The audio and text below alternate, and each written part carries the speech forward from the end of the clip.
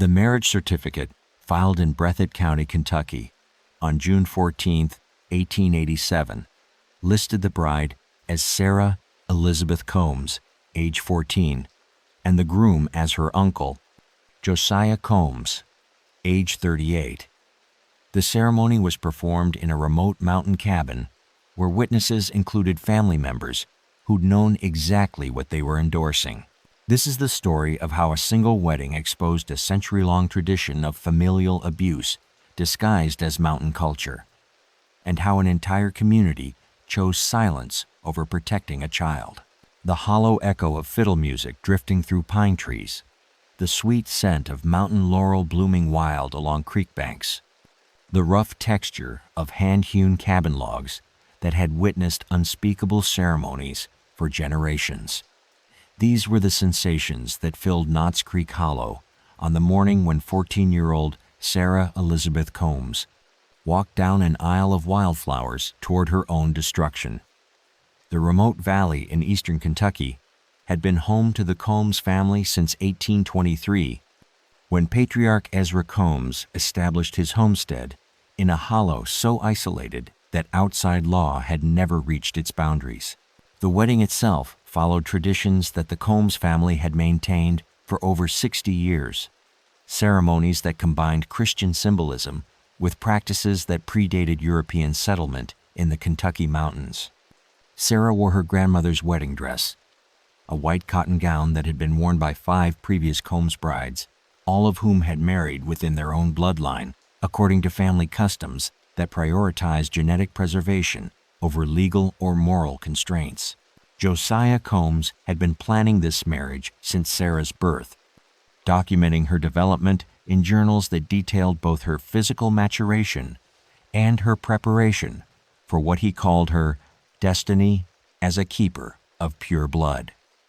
His correspondence with other isolated mountain families revealed a network of communities that practiced systematic intermarriage as a method of preserving what they believed were superior genetic traits inherited from their Scottish and Irish ancestors.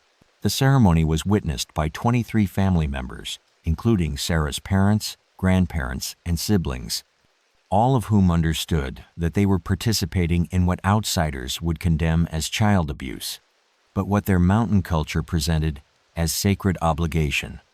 The Combs family had developed elaborate religious justifications for practices that violated both civil law and conventional Christian doctrine, creating a belief system that transformed statutory rape into divine commandment.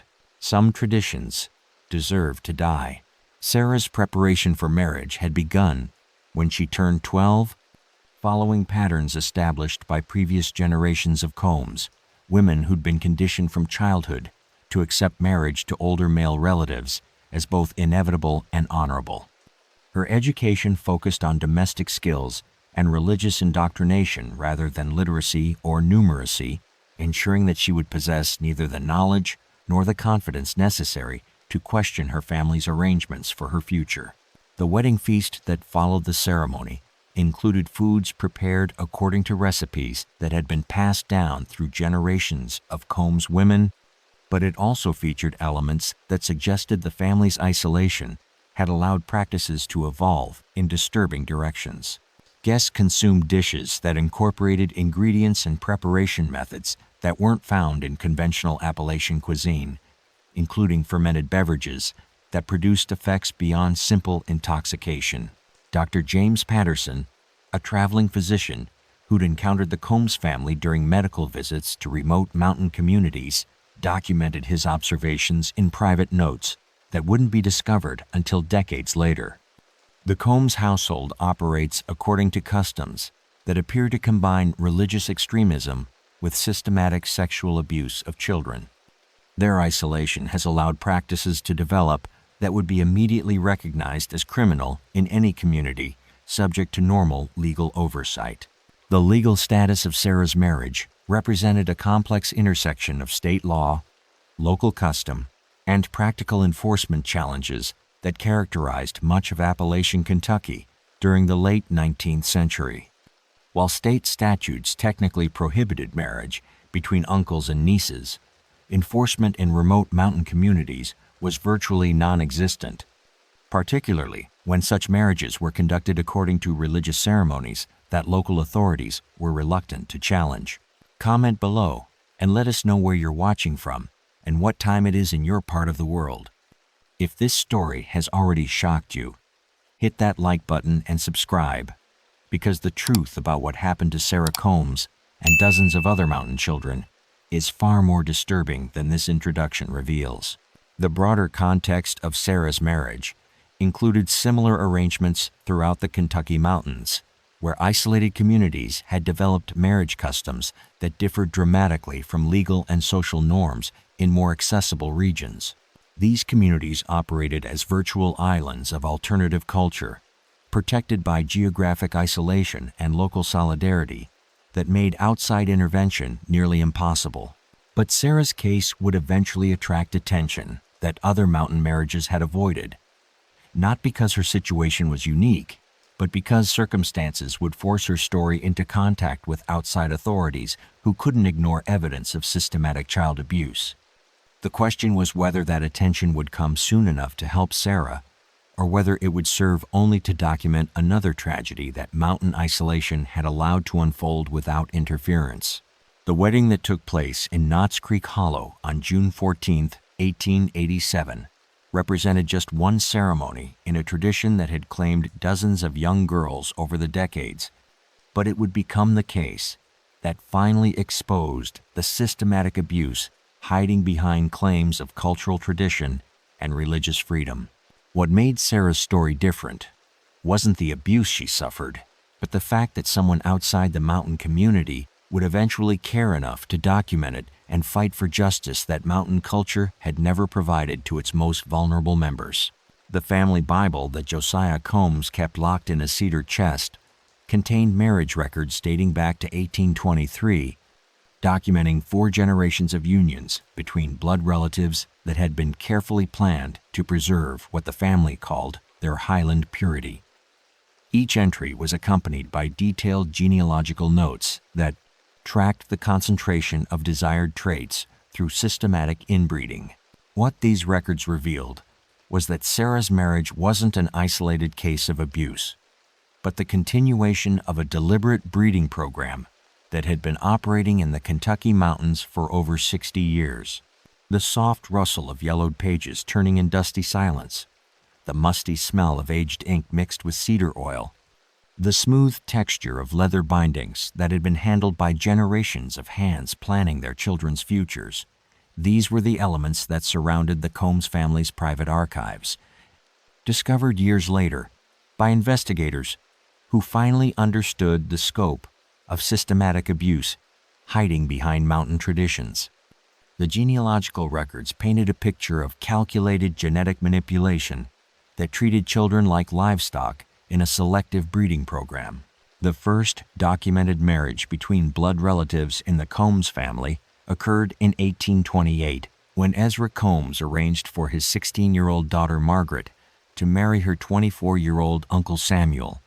The marriage certificate, signed by a traveling preacher who'd been paid to ignore the relationship between bride and groom, established a precedent that would be followed by subsequent generations who viewed intermarriage as both religious duty and practical necessity. Ezra Combs had developed his theories about genetic preservation through correspondence with other isolated mountain families who practiced similar marriage customs. His letters, preserved in the family archives, reveal a man who genuinely believed that systematic inbreeding would produce offspring with enhanced physical and mental capabilities while preventing the contamination of superior bloodlines through marriage to outsiders. The Lord has blessed our Highland blood with qualities that must not be diluted through mixture with inferior stock, Ezra wrote to a cousin in Virginia in 1831. By maintaining purity through careful selection of mates within the family, we preserve the strength and wisdom that our ancestors brought from the old country. Isolation breeds more than children. The practical implementation of Ezra's breeding philosophy required detailed planning that began when children were born and continued throughout their development until they reached marriageable age. The family maintained careful records of physical characteristics mental capabilities, and behavioral traits that were considered desirable or undesirable for genetic transmission to future generations. By the 1850s, the Combs family's marriage practices had attracted attention from other mountain communities who sought advice about preserving their own bloodlines through systematic intermarriage. Ezra had become something of an expert on genetic preservation among isolated Appalachian families, providing consultation services that helped establish similar breeding programs throughout the region. The correspondence between Ezra and other mountain patriarchs reveals a network of families who shared information about genetic outcomes, marriage strategies, and methods for maintaining community support for practices that outsiders would condemn as systematic child abuse. These families had developed elaborate justifications for their breeding programs that combined religious doctrine with folk theories about heredity and genetic improvement. Dr. Margaret Thornton's 1895 study of mountain marriage customs, conducted for the Kentucky State Board of Health, documented the extent of systematic intermarriage among isolated Appalachian families. In certain remote mountain communities, marriage between close blood relatives has become so normalized that children are raised with the expectation that they will marry within their own families. This practice has resulted in alarming rates of genetic abnormalities and developmental disabilities that are accepted as normal variations rather than evidence of systematic abuse. The Combs family's records also reveal the darker aspects of their genetic preservation program, including detailed documentation of children who were born with severe disabilities as a result of inbreeding. Rather than recognizing these disabilities as evidence that their breeding practices were harmful, the family interpreted them as signs that their bloodline was becoming more concentrated and therefore more valuable. What would you do if your culture demanded your children's suffering? The religious justifications that the Combs family developed for their marriage practices drew heavily from Old Testament passages about patriarchal authority and divine selection, but they also incorporated elements from Celtic folklore and Scottish clan traditions that emphasized bloodline purity and family loyalty.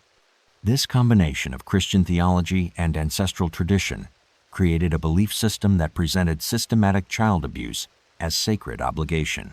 Josiah Combs had inherited leadership of the family's breeding program following his father's death in 1879, along with responsibility for arranging marriages for the next generation of children. His journals from the 1880s reveal a man who approached human breeding with the same methodical attention to detail that other farmers applied to livestock improvement. Sarah's selection as Josiah's bride had been determined when she was 7 years old, based on physical characteristics and behavioral traits that suggested she would produce healthy offspring while maintaining the genetic traits that the family considered most valuable. Her childhood had been carefully managed to prepare her for marriage and childbearing, with education and activities designed to reinforce her acceptance of the role that had been planned for her.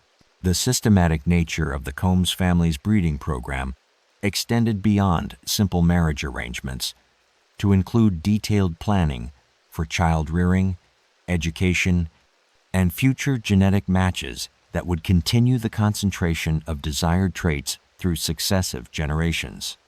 Each marriage was part of a larger strategy that treated human reproduction as a scientific experiment conducted on family members who had no choice in their participation.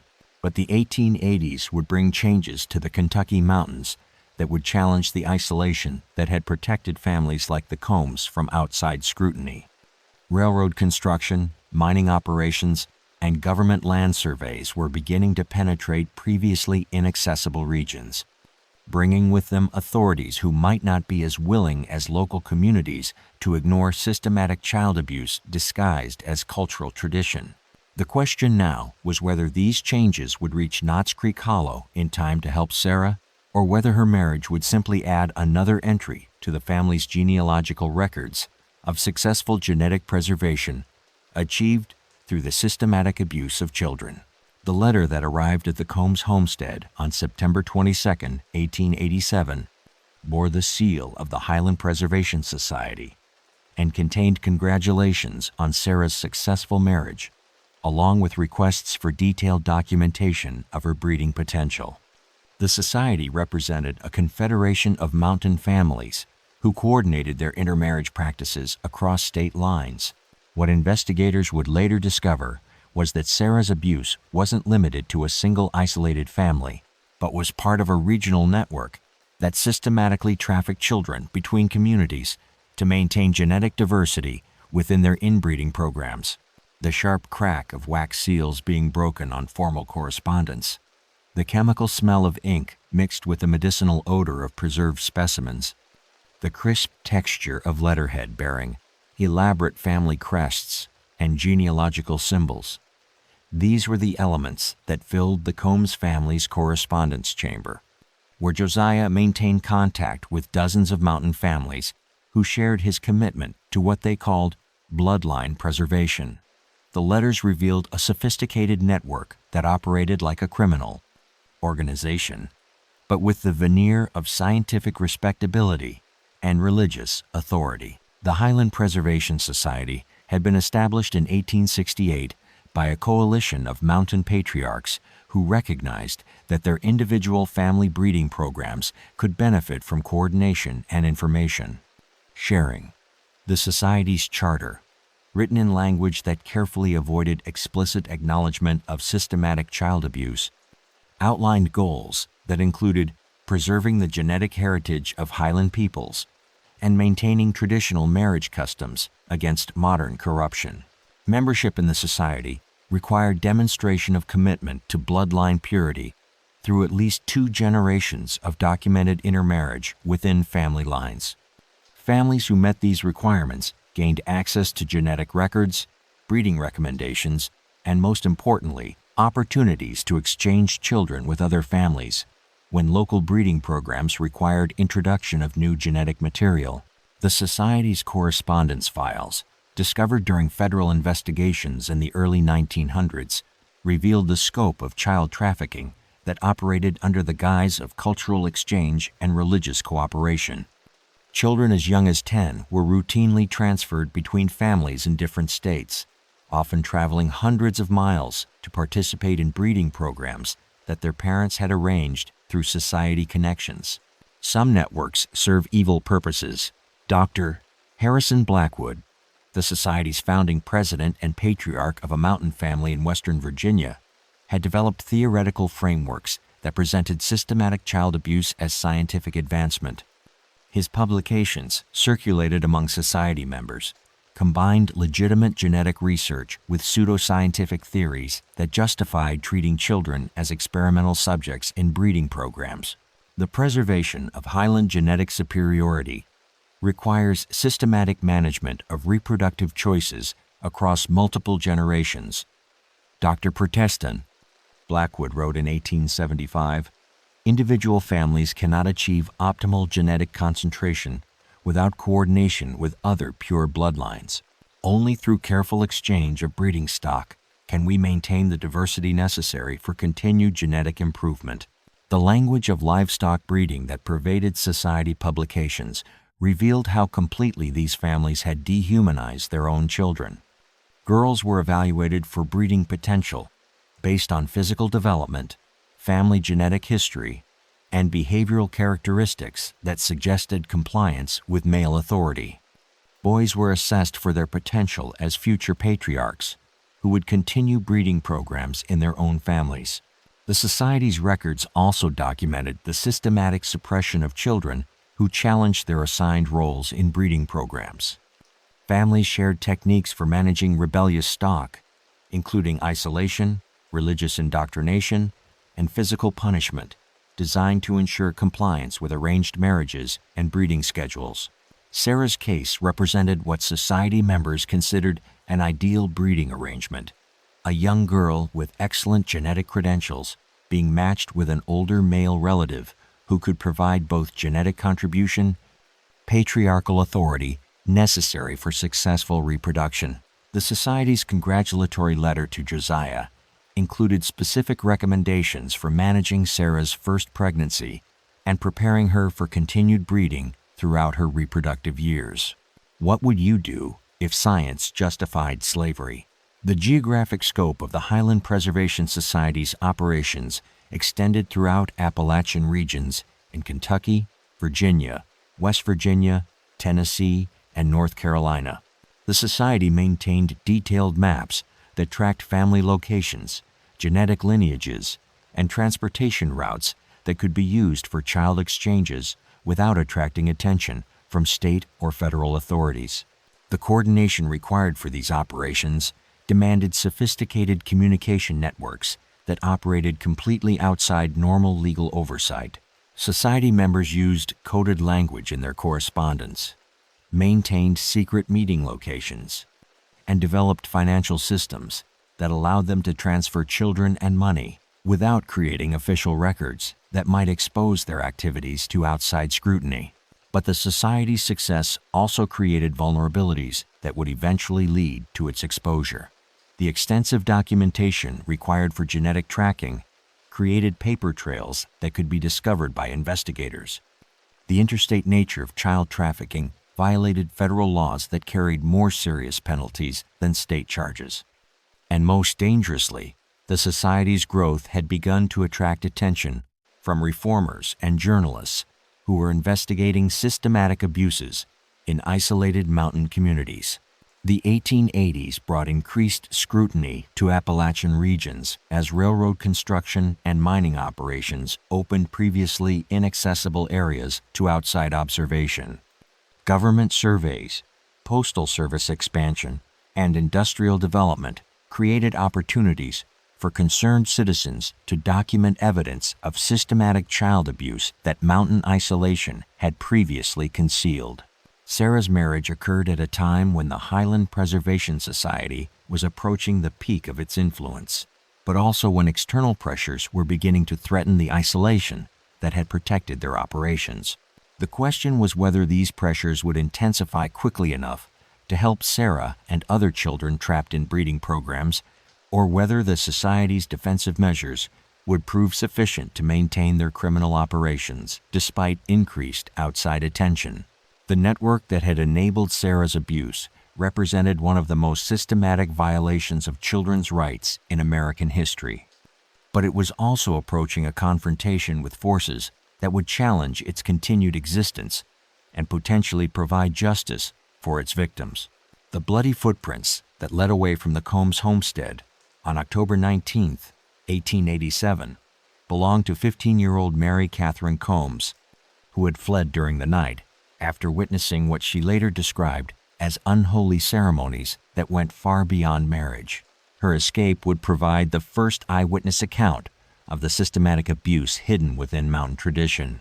What Mary Catherine carried in her memory would expose not just individual crimes, but an entire culture that had normalized the sexual exploitation of children through generations of calculated silence. The bitter taste of fear mixed with mountain air, the metallic smell of blood from torn feet that had run barefoot across miles of rocky terrain, the sharp texture of pine needles that had provided inadequate shelter during 3 days of hiding in the wilderness. These were the sensations that accompanied Mary Catherine's desperate flight from the only home she'd ever won married. Known.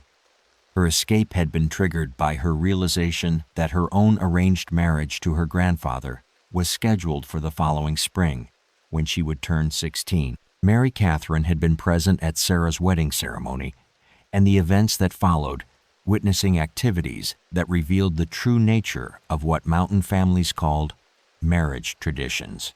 Her account, given years later to federal investigators, provided the first detailed documentation of systematic sexual abuse that had been disguised as cultural practices for over 60 years.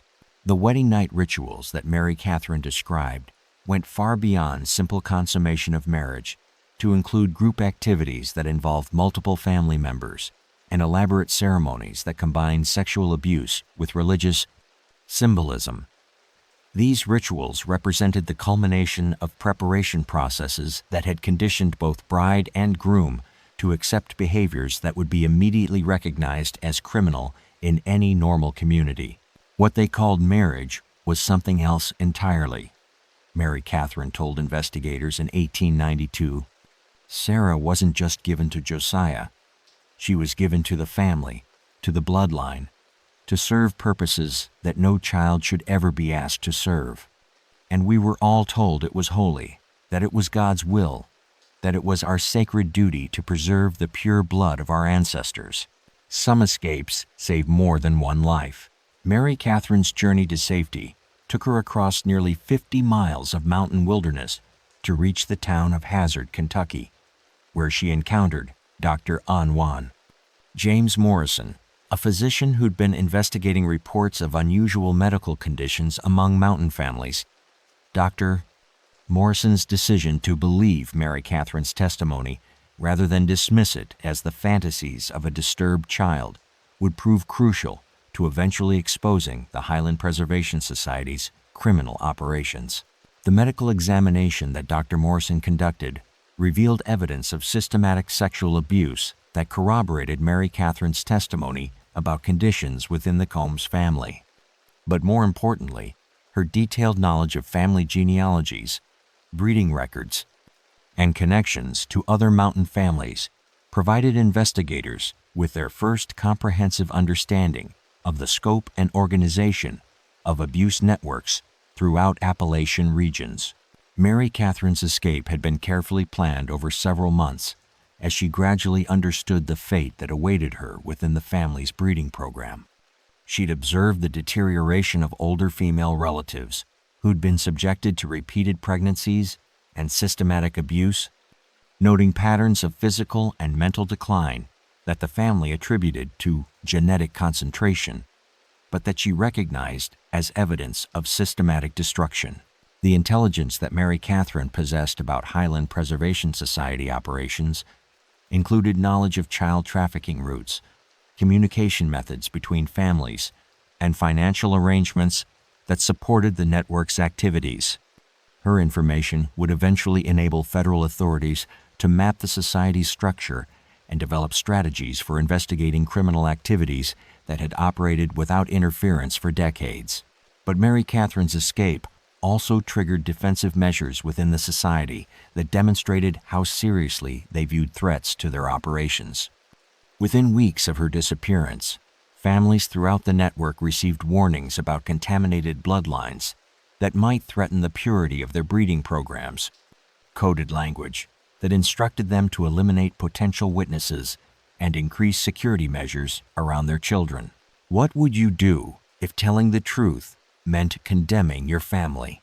The response to Mary Catherine's escape revealed the extent to which mountain communities were willing to protect systematic child abuse when it was presented as cultural tradition. Local authorities in counties where society families operated received instructions to treat any reports about missing children or unusual family arrangements as domestic matters that didn't require official intervention. Religious leaders throughout Appalachian regions delivered sermons about the dangers of outside interference with traditional family values, creating community pressure that discouraged anyone from cooperating with potential investigations into child abuse. The society had cultivated relationships with influential figures throughout the region who were willing to provide political and legal protection in exchange for financial contributions and social influence. Dr. Morrison's efforts to document Mary Catherine's testimony and present evidence of systematic abuse to state authorities encountered coordinated resistance that demonstrated the society's political influence. His reports were dismissed as exaggerated accounts of cultural differences, while his requests for official investigations were denied by officials who claimed that family matters fell outside government jurisdiction. The institutional protection that shielded the Highland Preservation Society from accountability reflected broader social attitudes that prioritized family authority over children's rights, especially in isolated communities where traditional practices were viewed as immune from outside criticism. The combination of geographic isolation, political influence, and cultural justification created nearly perfect protection for systematic criminal activity. But Mary Catherine's courage in escaping and speaking truth about her experiences had created the first crack in the wall of silence that protected the Society's operations. Her testimony provided a foundation that other investigators would build upon, eventually assembling evidence that could overcome the political and cultural barriers that had protected systematic child abuse for so many decades. The question now was whether Mary Catherine's sacrifice would inspire other victims to come forward, or whether the Society's defensive measures would prove sufficient to silence potential witnesses and maintain the conspiracy of abuse that had claimed so many mountain children. The telegram that arrived at the U.S. Marshal's office in Louisville on November 8, 1887, contained just 14 words that would change everything. Multiple violations, federal law suspected mountain regions, child trafficking across state lines, urgent federal intervention required. What began as a single missing persons case would soon uncover the largest organized child abuse network in American history, challenging investigators' understanding of how far criminal conspiracies could extend when protected by geographic isolation and cultural tradition. The steady click of telegraph keys transmitting urgent messages across state lines, the acrid smell of coal smoke from trains carrying federal agents into remote mountain regions, the rough texture of wanted posters featuring faces that local communities had never seen. As criminals, these were the elements that marked the beginning of the federal investigation that would eventually expose the Highland Preservation Society's systematic exploitation of children. The investigation had been triggered by Dr. Morrison's persistence in documenting Mary Catherine's testimony and his refusal to accept local authorities' dismissal of evidence that clearly indicated interstate criminal activity. Deputy U.S. Marshal William Hayes, who'd been assigned to lead the investigation, brought 15 years of experience investigating organized crime to a case that would prove unlike anything he'd encountered in conventional law enforcement. His initial briefing materials included Mary Catherine's testimony, Dr. Morrison's medical documentation, and intelligence reports that suggested criminal activity spanning multiple states and involving dozens of families. The scope of the investigation expanded dramatically when Hayes's team discovered that the Highland Preservation Society's operations intersected with other federal concerns, including mail fraud, tax evasion, and violations of interstate commerce laws. The Society's sophisticated communication networks and financial systems had inadvertently created evidence trails that federal investigators could follow, using legal authorities that local officials couldn't ignore or suppress. Hayes's first breakthrough came when his team intercepted correspondence between Highland Preservation Society leaders that contained explicit discussions of child trafficking operations and breeding schedules that treated minors as commercial commodities. The letters provided irrefutable evidence of interstate criminal conspiracy that elevated the case from local law enforcement matter to federal priority investigation. Justice travels slowly through mountains. The federal investigation's resources allowed for comprehensive analysis that revealed the true scope of systematic child abuse within the Highland Preservation Society network. FBI financial analysts discovered bank accounts, property transfers, and business arrangements that supported child trafficking operations while providing legitimate facades for criminal activities. The investigation also benefited from federal authorities' ability to offer witness protection to victims who were willing to testify against their families and communities. This protection was crucial for encouraging cooperation from individuals who faced physical danger and social ostracism if they provided evidence about systematic abuse that their communities had spent decades concealing. Mary Catherine's testimony proved invaluable for understanding the Society's organizational structure and operational methods, but federal investigators also needed additional witnesses who could provide corroborating evidence about specific crimes and help identify all participants in the criminal network. The challenge was locating victims who were willing to come forward despite enormous pressures to maintain silence. The investigation's progress was complicated by the Society's defensive measures, which included destroying documentation, relocating potential witnesses, and activating political connections to challenge federal authority in mountain regions. Society leaders had anticipated potential law enforcement interest and had developed contingency plans for protecting their operations from outside investigation.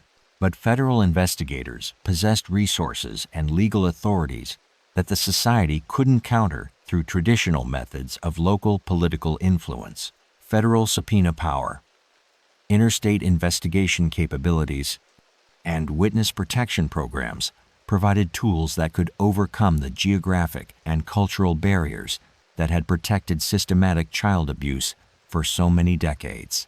What would you do if your government finally had teeth?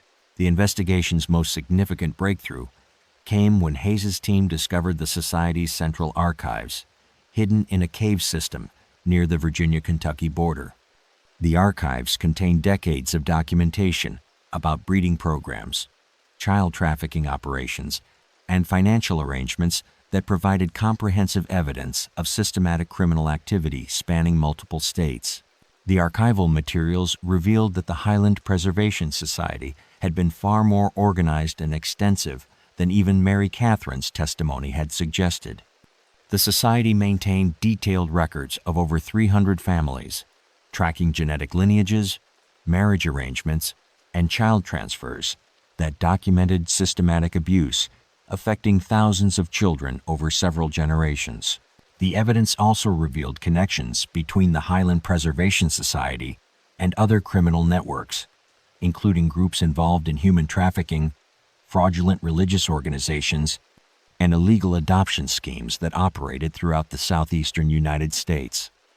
The Society's operations were part of a broader underground economy that exploited children for various criminal purposes.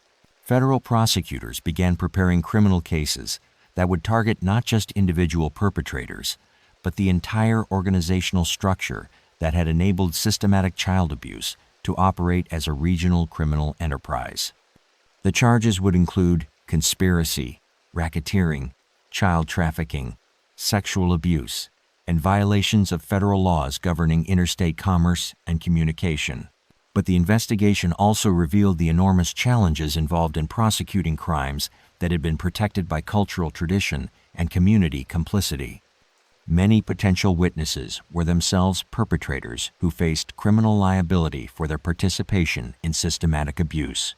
Others were victims who'd been so thoroughly conditioned that they genuinely believed their abuse had been normal family practice rather than criminal activity. The federal investigation represented the first serious challenge to the Highland Preservation Society's operations since its establishment nearly 20 years earlier. But the question remained whether legal proceedings could successfully prosecute crimes that entire communities had spent generations normalizing, and whether justice could be achieved for victims like Sarah Combs, whose abuse had been sanctioned by everyone they'd ever trusted. The town meeting held in Hazard, Kentucky on January 15, 1888, brought together over 200 local residents who voted unanimously to oppose federal interference with what they called traditional mountain family practices.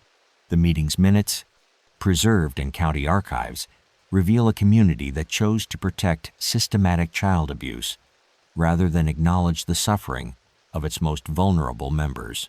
What federal investigators discovered was that an entire region had been complicit in enabling criminal networks to operate freely, choosing economic benefits and social stability over basic human decency and child protection.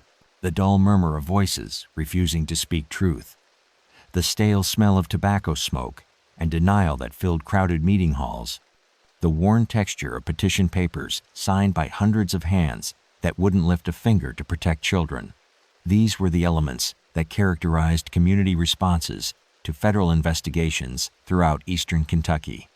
During the winter of 1888, local residents had organized sophisticated resistance to law enforcement efforts that threatened to expose decades of systematic child abuse disguised as cultural tradition.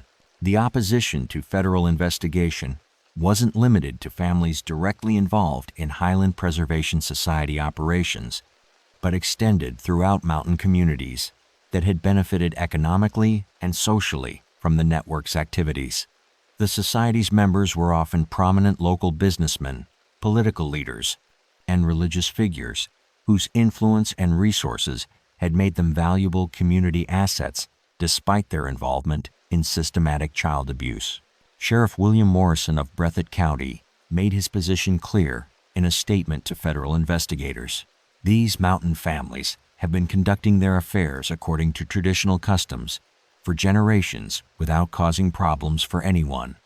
The federal government has no business interfering with family matters that are properly handled by local communities according to our own values and traditions. The sheriff's statement reflected broader community attitudes that prioritized local autonomy over federal law enforcement, especially when federal intervention threatened to expose practices that local communities preferred to keep private.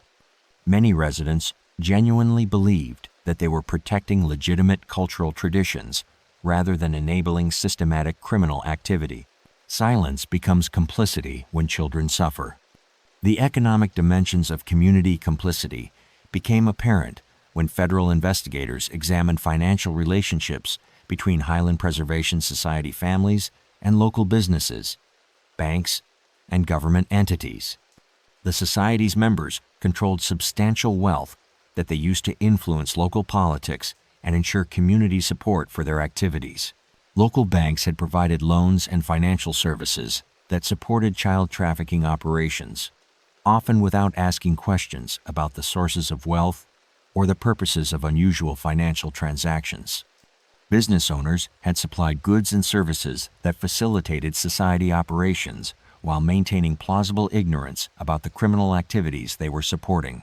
Religious leaders throughout the region had developed theological justifications for practices that violated both civil law and conventional Christian doctrine. Their sermons emphasized themes of family authority, traditional values, and resistance to outside interference that created religious cover for systematic child abuse, while discouraging community members from cooperating with federal investigations.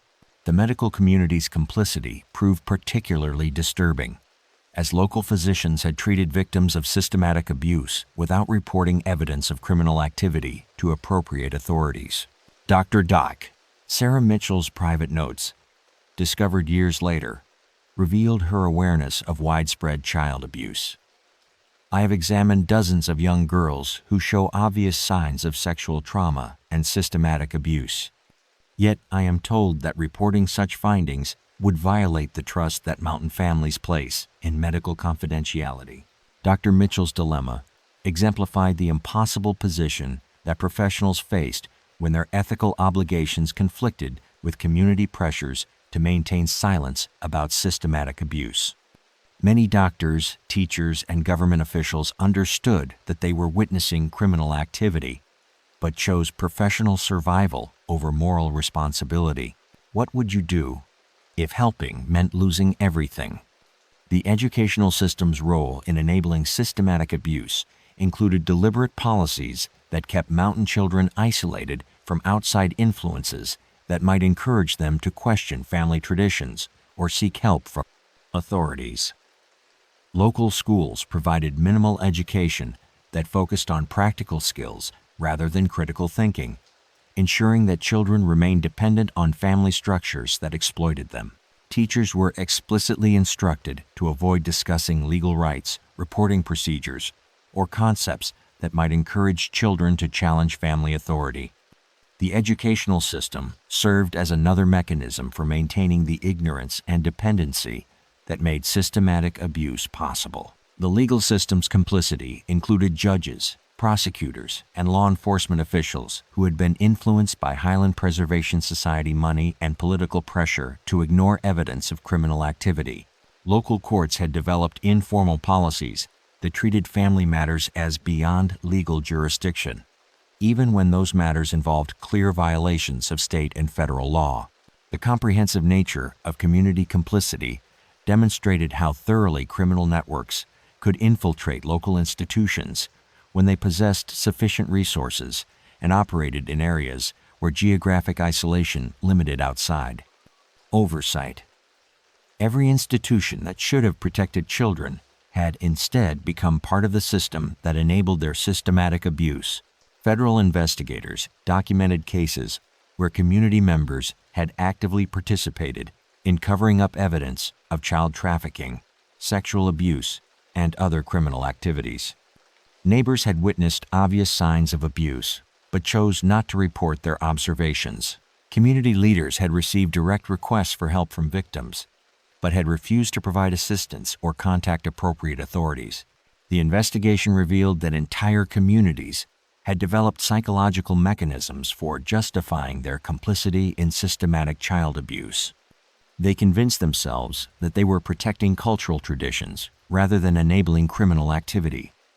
They rationalized their silence as respect for family privacy rather than abandonment of moral responsibility.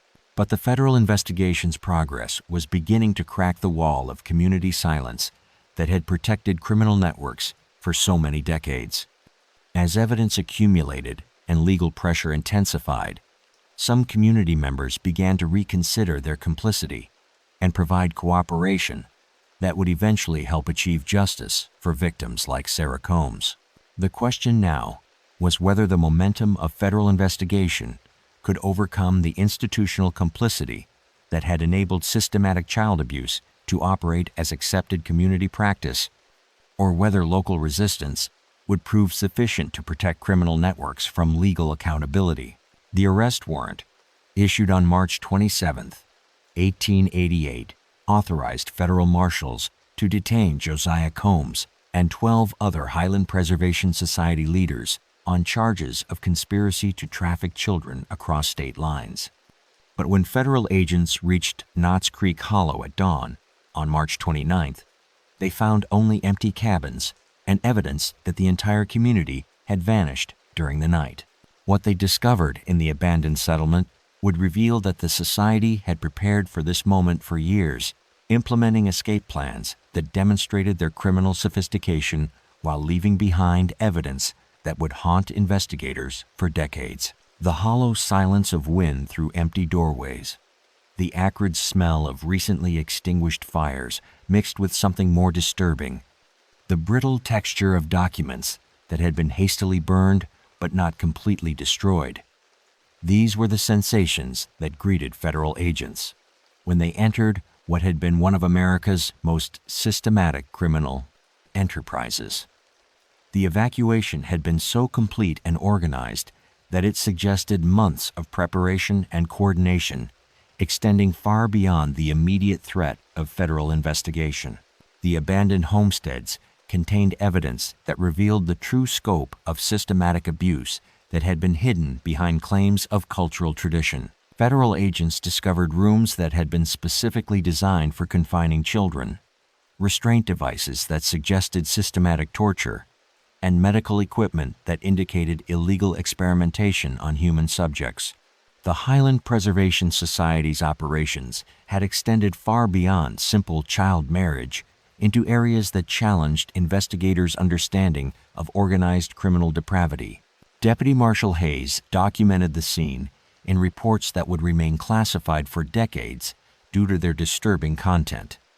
The evidence suggests systematic programs for conditioning children that go beyond sexual abuse into areas of psychological and physical experimentation. The level of organization and planning required for these activities indicates criminal sophistication that rivals any organized crime network we have previously encountered. The investigation of abandoned society facilities revealed multiple mass graves containing the remains of children who had apparently died during breeding programs or as a result of experimental procedures. The graves were carefully maintained and marked with symbols that suggested the society had developed ritualistic elements that transformed systematic child abuse into religious ceremony. Some evil requires elaborate planning. The society's escape had been facilitated by advance warning from their network of political and law enforcement allies, who had provided information about federal investigation timelines and arrest plans. The coordination required for evacuating dozens of families and destroying evidence while leaving the area suggested that society leaders had been planning for potential exposure since their criminal enterprise began. But the Society's evacuation also created opportunities for federal investigators to examine evidence that would have been impossible to access while the criminal network remained operational. The abandoned facilities contained archives, correspondence, and physical evidence that provided comprehensive documentation of systematic crimes spanning multiple generations. The most disturbing discovery came when federal agents found detailed records of what the Society called genetic experiments that had involved systematic breeding of children with specific disabilities. The Society had been deliberately producing children with genetic abnormalities as part of research programs that treated human beings as laboratory subjects for investigating heredity and genetic transmission. Dr. Patricia Wells, the federal medical examiner who analyzed evidence from Society facilities, documented procedures that violated every principle of medical ethics. The Society appears to have been conducting systematic human experimentation that would be immediately recognized as criminal in any legitimate medical context. Their records indicate deliberate production of genetic abnormalities through controlled breeding programs designed to study hereditary transmission of specific traits. The Society's research had been conducted in coordination with academic institutions and government agencies that were interested in genetic research but couldn't conduct such experiments through legitimate channels. The Highland Preservation Society had provided a source of human test subjects that allowed researchers to study genetic manipulation without ethical oversight or legal constraints. What would you do if science authorized atrocity? The federal investigation's final phase focused on tracking Society members who had escaped the initial arrests and were attempting to re-establish their operations in other locations. Intelligence reports indicated that Society leaders had prepared multiple backup locations throughout the Southeast where they could continue their criminal activities while evading federal law enforcement. Sarah Combs was never found among the evacuated Society members, raising questions about whether she had escaped with the group or had become another victim of the systematic violence that characterized their operations.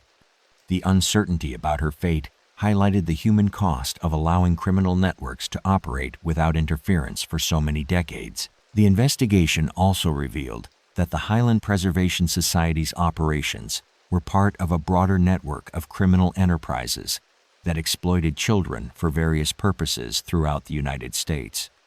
Federal authorities discovered connections to illegal adoption rings, child prostitution networks, and other organized crime groups that had been operating under religious or cultural cover.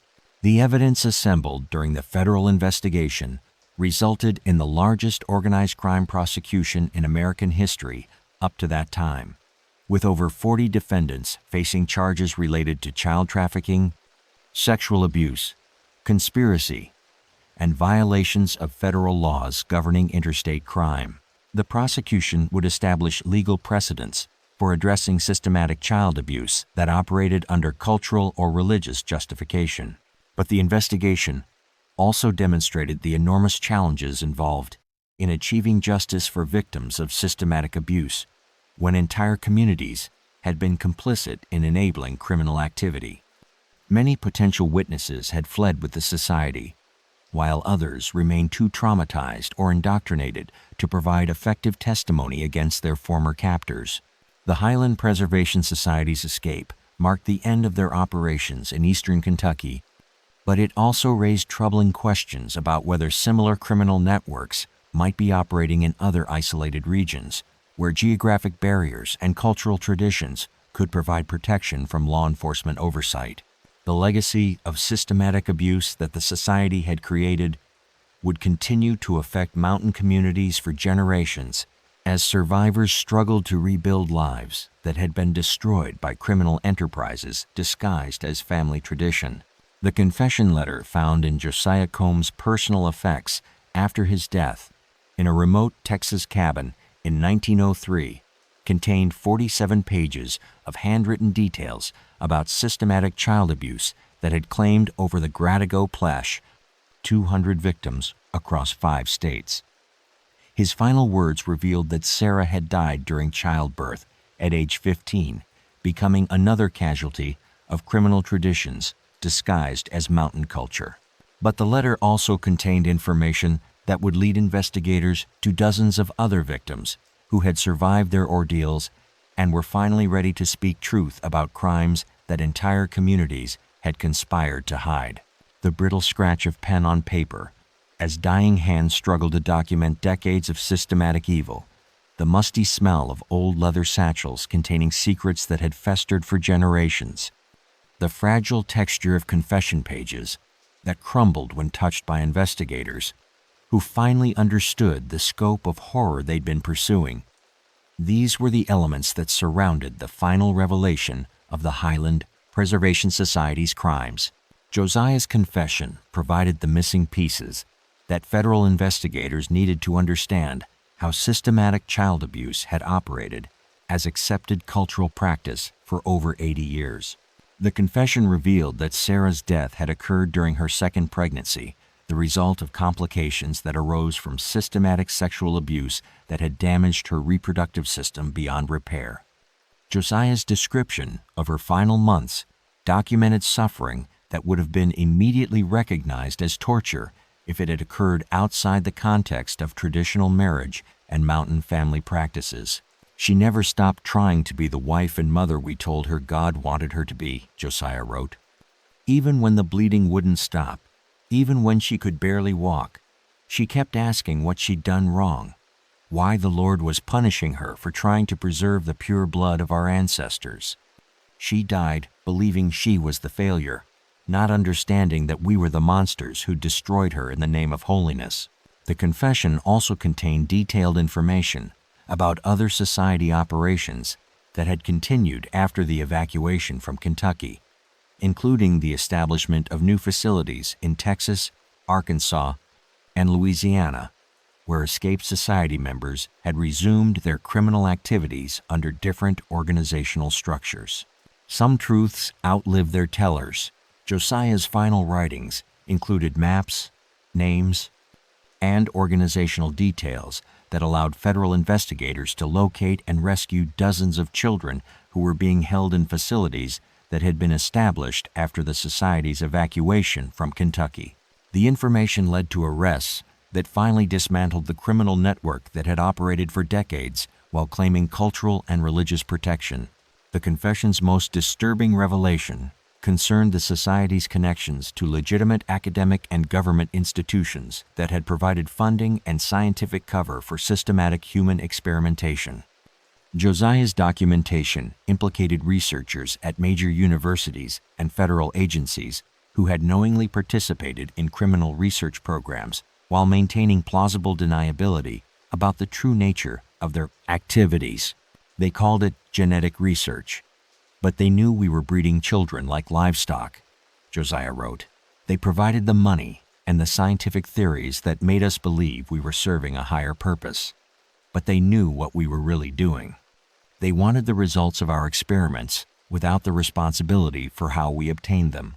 The federal prosecutions that resulted from Josiah's confession established legal precedents that fundamentally changed how American law addressed systematic child abuse, operating under cultural or religious justification. The cases demonstrated that claims of tradition or religious freedom could not protect criminal activity, regardless of how long such practices had been accepted by local communities. The trials also revealed the extent to which institutional complicity had enabled systematic criminal activity to operate without interference. Dozens of professionals, including doctors, teachers, law enforcement officials, and government employees, faced criminal charges for their roles in covering up evidence of child abuse and facilitating criminal operations. What would you do if confession demanded justice for the dead? The Highland Preservation Society prosecutions resulted in over 60 convictions and prison sentences that ranged from 10 years to life imprisonment for individuals who had participated in systematic child abuse spanning multiple decades. The cases established that systematic criminal activity could not be protected by claims of cultural tradition, regardless of how long such practices had been accepted by isolated communities. But the prosecutions also demonstrated the lasting damage that systematic abuse inflicts on survivors, many of whom struggled to provide effective testimony due to psychological trauma and conditioning that had convinced them their abuse was normal family practice. The trials required innovative approaches to victim testimony that recognized the unique challenges faced by survivors of systematic indoctrination and abuse. The investigation's conclusion brought some measure of justice for victims like Sarah Combs, but it also raised troubling questions about how many other criminal networks might be operating in isolated communities where geographic barriers and cultural traditions could provide protection from oversight. The Highland Preservation Society's success in evading detection for so many decades suggested that similar operations might exist in other regions where federal authority was limited and local complicity was strong. The legacy of the Highland Preservation Society prosecutions included reforms in federal law enforcement procedures, child protection protocols, and oversight mechanisms designed to prevent similar criminal networks from operating under cultural or religious cover. But the cases also demonstrated how thoroughly criminal enterprises could infiltrate and corrupt entire communities when they possessed sufficient resources and operated in areas where isolation limited outside intervention. The mountain communities, where the Highland Preservation Society had operated, struggled for generations to overcome the trauma and complicity that had enabled systematic child abuse to flourish as accepted cultural practice. Many survivors never fully recovered from childhood experiences that had normalized systematic exploitation while presenting it as religious duty and family tradition. The story of Sarah Combs and the Highland Preservation Society stands as one of the most comprehensive examples of systematic child abuse in American history, demonstrating how criminal networks could exploit geographic isolation, cultural traditions, and institutional complicity to operate with virtual impunity for decades. The case established important legal precedents while revealing the enormous challenges involved in protecting children from systematic abuse when entire communities are invested in maintaining silence about criminal activity.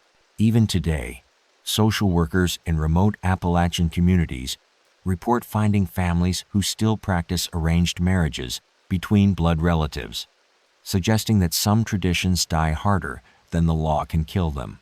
We're only scratching the surface. The next case is even darker. Subscribe before it drops.